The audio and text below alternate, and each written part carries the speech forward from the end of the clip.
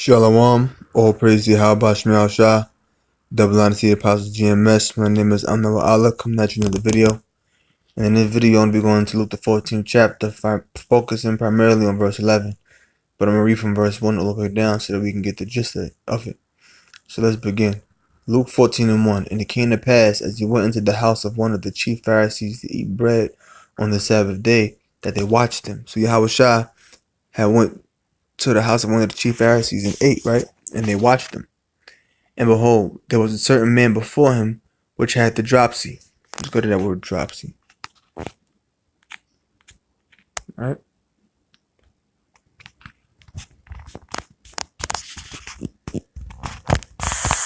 Strong's G 5203. Hudropikas. Hudropikas. Hudropikas. Dropsical, suffering from dropsy. Internal water. Let's see what else it says here.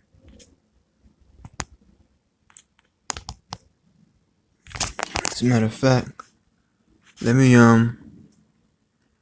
look at something on my laptop right quick.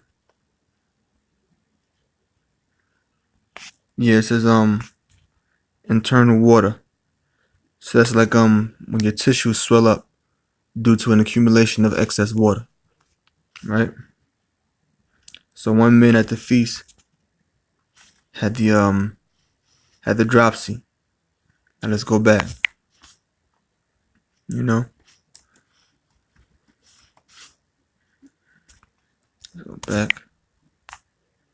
Okay. It says verse 3. And Yahweh Shah answering spake unto the lawyers and Pharisees. So they watched Yahweh Shah when he was there. Because more than likely, being that he was at the Pharisees' house,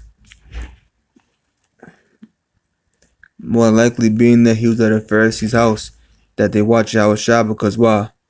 Their eyes were fixated on Yahweh Shah to see if they could see something that would that they could accuse him of, and it was the Sabbath day. So more than likely, they probably brought Yahweh Shah to their house and had the man there that had the dropsy to see what Yahweh Shah would do, to see if he would heal him. See, verse 3. And Yahweh Shah answering, speaking to the lawyers and Pharisees, saying, Is it lawful to heal on the Sabbath day? And they held their peace, and he took to him and healed them and let him go. And answered them, saying, Which of you shall have? So Yahweh Shah already knew what it was. Yahweh Shah already knew what it was. Yahweh Shah went to the house to eat. Went to the house of one of the chief Pharisees, one of the top Pharisees, to eat on the Sabbath day, and they watched him. And he saw a man before him that had the dropsy. So Yahweh Shah already seen what was happening. He said, all right, let me ask y'all a question. Is it lawful for you to heal on the Sabbath day? Because Yahweh Shah already knew what it was that they were trying to do. They were trying to set him up. That's why they watched him. They watched him. Look at that word watched. First verse.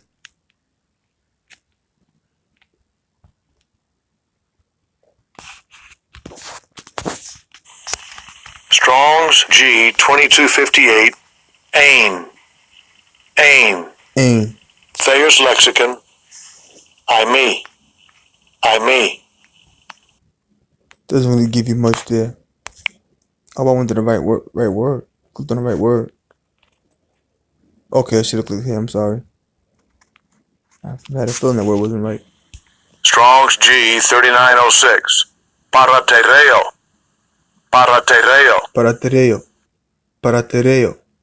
To stand beside and watch, to watch assiduously, observe carefully, to watch, attend with the eyes of auguries, to see what he is going to do. In the bad sense, to watch insidiously, to watch oneself, to observe, keep scrupulously, to neglect nothing requisite to the religious observance of. So they watched Yahweh Shah. Okay? They was watching him. They wanted to see what Yahweh Shah would do. Okay? So, let's read down.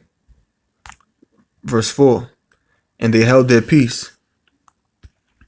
And insidious means like in a subtle way. Like when it's proceeding in a gradual, subtle way, but with harmful effects. So he was watching Yahweh Shah in a very subtle manner. To see what was going to happen. So Yahweh Shah said in verse 3, And Yahweh Shah entering spake unto the lawyers and Pharisees, saying, Is it lawful to heal on the Sabbath day? And they held their peace, and he took to him and healed him and let him go. And answered them, saying, Which of you shall have an ass or an ox fallen into a pit, and will not go straightway pull him out of the Sabbath day, pull him out on the Sabbath day. And they could not answer him again to these things. And he put forth. Now, why did Howard Shah say that? Because it's lawful. The scriptures tell you it's lawful to do good on the Sabbath. Because on the Sabbath day, you really aren't supposed to work. But if you have an ox or an ass that falls into a pit on the Sabbath day, aren't you going to pull him out? Of course, you're going to straightway pull him out. You're going to quickly pull him out. You're going to go directly down into that pit and pull him out. You're not going to leave him there, even though it's a Sabbath, because it's lawful to do good on the Sabbath day. And they could not answer him again to these things, because they wasn't spiritual. And he put forth a parable to those which were bidden, when he marked how they chose out the chief rooms, saying unto them. So how Shah is going to put forth a parable. He marked how they chose the chief rooms, saying unto them. So now they're at this feast, right? They're at this feast, but they all chose out what? They all chose out the chief rooms. So now Yahweh Shah is going to give them a parable, right? Based upon that action that was done. In other words, they chose the best seats in the house, so to speak. The best place. So it says, let's go to that word rooms. See what that says there. Chief rooms. Strong's G 4411.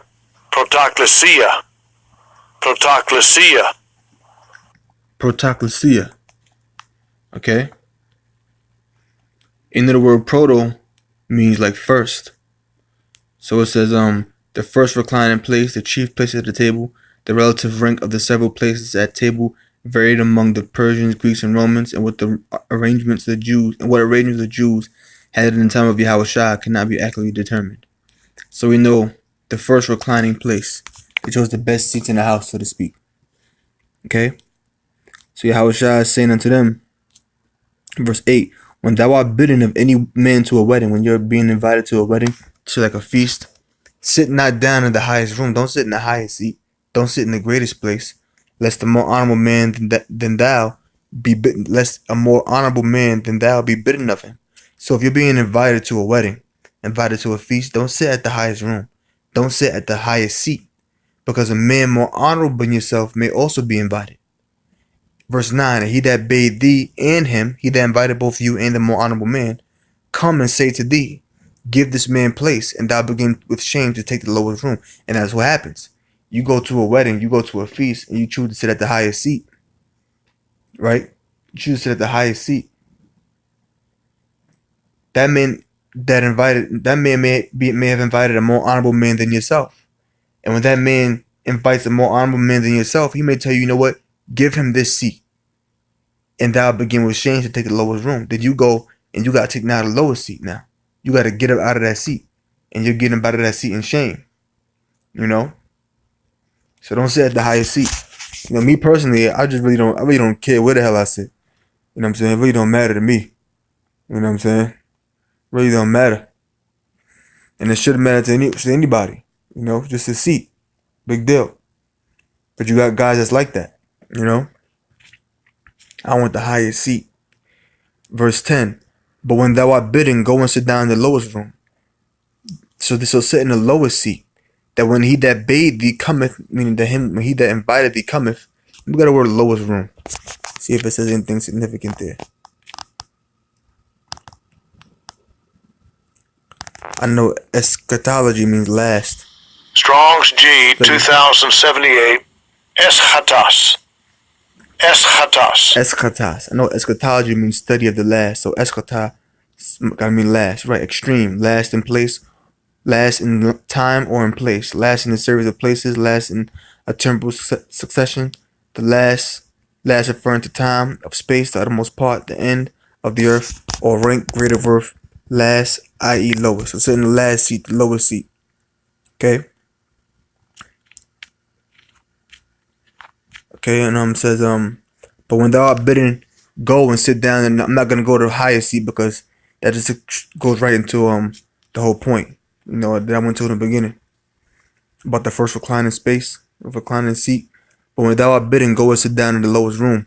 I'm not gonna look up highest room in the Greek. But when thou art bidden, go and sit down in the lowest room, that when he that bade thee cometh, he may say unto thee, friend, go up higher. Then shalt thou have worship in the presence of them that sit at meat with thee. So sit at the lowest place, so that the one that invited you can say, no, You sit up here, right? Go up higher. And you have worship in the presence of them that sat and meet with you. Worship don't mean they praising you like literally worshiping you. Worship means to show worth. You look at it as if now you're worth or worthy of sitting in a higher seat. You sat in a lower seat, but you're worthy of actually being sat higher. So now you're being exalted because you've abased yourself. You're being exalted to a higher seat because you abased yourself sitting in a lower seat. Verse 11. For whoever exalteth himself shall be abased, and he that humbleth himself shall be exalted. One exalted himself sitting in a higher seat, but he was abased because the man may have invited someone more honorable to him, that he had to take a lower seat. But the man that already took the lower seat, by humbling himself, he was exalted because he was given a higher seat. And this was examined by Yahushua when he said at meet with the Pharisees. He acknowledged how they was all sitting down. It told you that in the previous verse. See? Verse 7. See that? And he put forth the parable to those which were bidden, when he marked how they chose out the chief rooms, saying unto them. So he was saying this to them people that was at the Pharisees' house. Right? So it says, verse 12. Then said he also to him that bade him.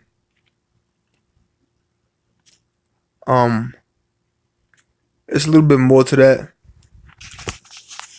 I'm gonna end that part right there. Okay? And I'm gonna go to the next scripture. X that out. This is 3 John 3 and 3 John 1 and 8. It says, this is John speaking. We therefore ought to receive such that we might be, from 1 John 3 and 3 John 1 and 5. Beloved, thou doest faithfully whatsoever thou doest to the brethren and to strangers. So the strangers are talking about, let's go right there, strangers. See what that says there. Xenos. Under that word means foreign or foreigner. Strong's G 3581. Xenos.